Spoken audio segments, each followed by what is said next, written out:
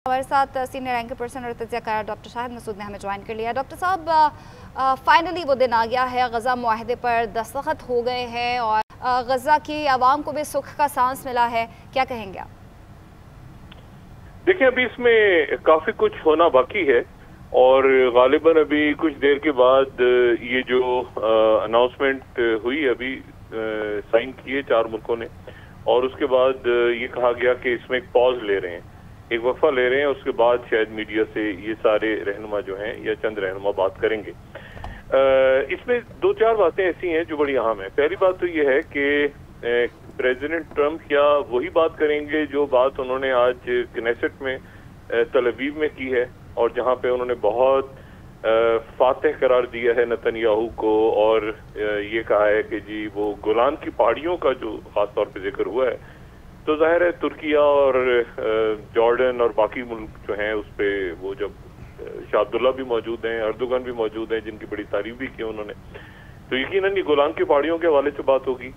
फिर उसके बाद दूसरी जो इसमें अहम बात है वो ये है कि कोई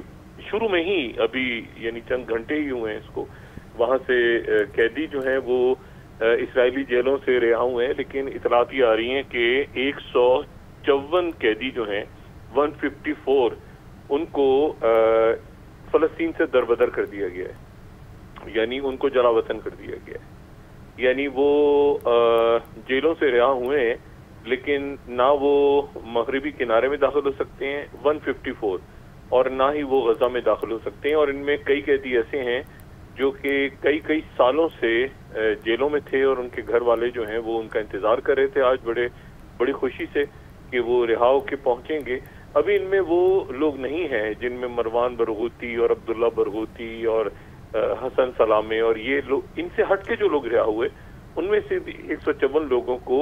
इसराइल से बाहर निकाल दिया गया। अब वो किन मुल्कों में गए हैं ये अभी तक वाज़ेह नहीं हुआ। उसके साथ ही जो दूसरी बात उन्होंने आज कही है प्रेसिडेंट ट्रंप ने, वो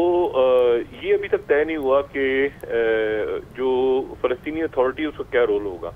क्योंकि सदर महमूद अब्बास वहाँ मौजूद थे, फलस्तीनी अथॉरिटी के सदर, और उनके साथ जो तवील मुसाफिया हुआ उनका, ये वही महमूद अब्बास साहब हैं जिनको अक़वाम मुत्तहिदा की जनरल असेंबली के इजलास के दौरान वीज़ा देने से इनकार कर दिया था। लेकिन टोनी ब्लेयर जो हैं उनकी चूंकि हसन शेख से जो कि फ़लस्तीनी अथॉरिटी के नायब सदर हैं उनसे कल मुलाकात हुई थी जॉर्डन में, उसके बाद दावतनामा आ गया था महमूद अब्बास को भी। अब महमूद अब्बास का क्या रोल होगा ये भी देखना है, क्योंकि ये मुआहिदा बुनियादी तौर पे तो 2 फरीकैन के दरमियान तय हुआ था, हमास और इसराइल। अब यहाँ ना हमास मौजूद है इस सेरेमनी में और ना ही यहाँ पे इसराइल मौजूद है नेतन्याहू। तो नेतन्याहू कितनी इसकी पाबंदी करता है, क्या करता है, ये देखना है। और प्रेसिडेंट ट्रंप से ये सारे ममालिक चूंकि मीडिएटर हैं, तो ये सब के सब चूंकि उन्होंने यरूशलेम का भी जिक्र किया आज जो कनेसेट में या पार्लियामेंट में, जो इसराइल की पार्लियामेंट में उन्होंने यरूशलेम का जिक्र भी किया, तो जो 2 रियासती हल की बात हो रही है उसमें फलस्तीनी रियासत का इस बात पे इत्तेफाक हुआ कि उसका जो दारुल हुकूमत है वो यरूशलेम होगा। तो ये सारी जो तफसीलात हैं, ये मुआहिदा इसमें क्या चीज़ हो रही है, ज़ाहिर है मुख्तलिफ। अभी तक तो ये मुआहिदा जो है, ये जो ट्रंप प्लान है, ये सिर्फ तजावीज़ और आइडियाज़ हैं, इनकी जो डिटेल्स हैं वो इनकी टाइम लाइन्स हैं। और प्रेसिडेंट ट्रंप जो बार बार बात कर रहे हैं, उन्होंने आज 2 दफ़ा ये बात की कि यहाँ पे दुनिया के अमीर तरीन मुल्क बैठे हैं, रिचेस्ट कंट्रीज, अमीर तरीन मुल्क। तो बात सारी ये है कि प्रेसिडेंट ट्रंप जो हैं वो किस मुल्क को क्या रोल देना चाह रहे हैं और क्या वो येलो लाइन जो है, जो गजा की थोड़ी सी पट्टी फलस्तीनियों के पास है, ज्यादा पट्टी में तो इसराइल की फौज बैठी है, तो क्या वो मुकम्मल तौर पे इनखला की क्या टाइम लाइन होगी, फिर ये अबूरी सेटअप कैसे आएगा, और क्या ये अबूरी सेटअप जो बोर्ड ऑफ पीस है उसमें, क्योंकि टोनी ब्लेयर के बारे में कल सवाल हुआ जब वो एयरफोर्स 1 में आ रहे थे तल अवीव की तरफ, इसराइल की तरफ, तो रास्ते में सवाल हुआ, मीडिया ने उनसे पूछा टोनी ब्लेयर का, तो उस पर उन्होंने बहुत ज्यादा दिलचस्पी नहीं ली टोनी ब्लेयर में, बल्कि उन्होंने कहा कि मैं टोनी ब्लेयर के बारे में जाके राय लूंगा लोगों से, वहां पे मैं जाके पूछूंगा कि टोनी ब्लेयर के बारे में पूछूंगा। तो अब टोनी ब्लेयर तो यहाँ पे मौजूद नहीं है, तो क्या टोनी ब्लेयर उस बोर्ड का हिस्सा होंगे या उस बोर्ड में स्टीव विटकॉफ या कोई और मुल्क आ जाएंगे? और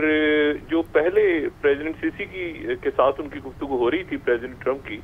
तो वहां पे उन्होंने कहा कि ये प्रेसिडेंट सीसी क्यों नहीं आ जाते इस बोर्ड में। तो इसका मतलब है कि इन हुक्मरानों में से भी कुछ हुक्मरानों को वो चाह रहे हैं कि वो बोर्ड में आ जाएं। असल बात यह है कि उस बोर्ड में, जिसमें जाहिर है एक अलामती तौर पर प्रेसिडेंट ट्रंप उसका हेड करेंगे, उसमें क्या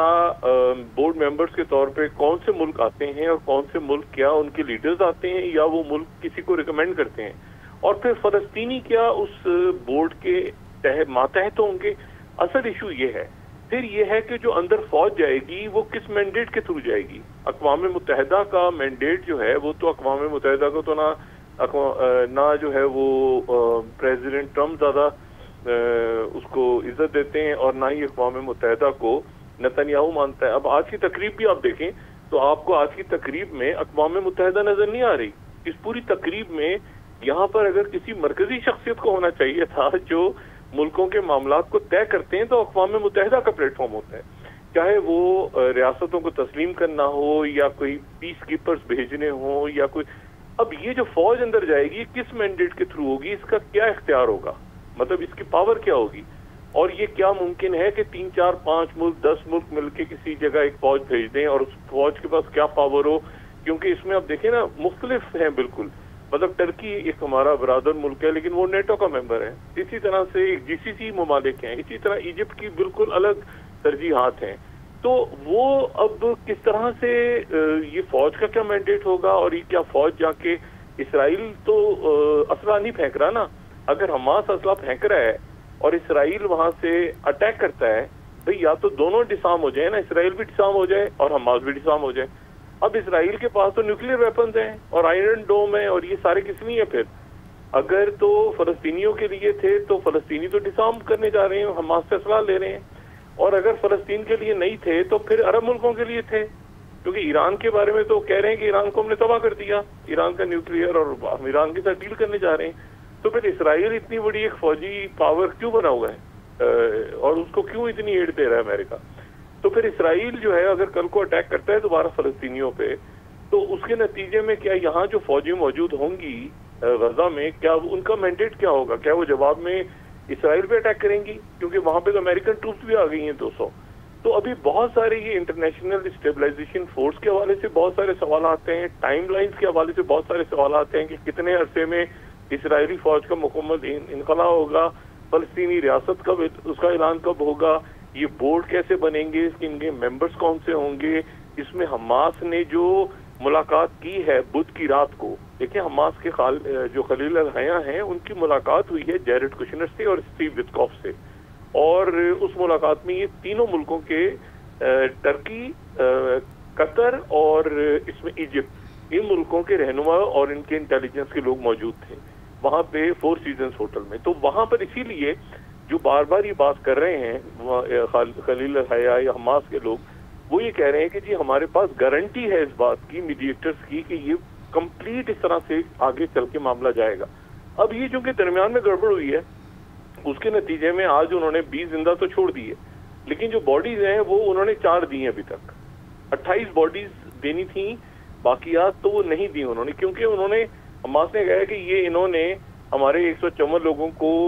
गजा से जला वतन कैसे कर दिया, ये तो मुआहदे का हिस्सा नहीं। तो मुआहदे का हिस्सा तो ये था कि सारे लोग रिहा होके अपनी मर्जी से चाहेंगे तो बाहर जाएंगे, मर्जी से चाहेंगे तो गजा में रहेंगे, मर्जी से चाहेंगे तो मगरबी किनारे में रहेंगे, तो इनको मुल्क से कैसे निकाल दिया गया। तो ये सारी चीजें मेरे ख्याल से अभी डिस्कस होंगी, उसके बाद ये देखेंगे कि ये मामला आगे कैसे बढ़ता है।